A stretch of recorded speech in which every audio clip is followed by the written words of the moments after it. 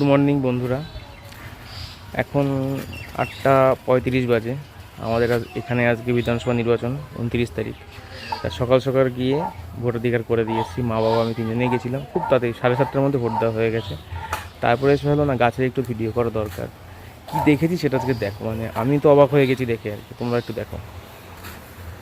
সকালে যখন ভোট দিয়ে বাড়ি ফিরছিলাম তখন দেখলাম ঘরের পেছনের এই গাছটাতে প্রচুর জবা ফুল ফুটে আছে। একটু ফুলগুলো দেখো তোমরা সবাই। আর এই ছোটো গাছটা দেখো, এটাতেও প্রচুর ফুল ফুটেছিল, মা তুলে নিয়ে এসছে।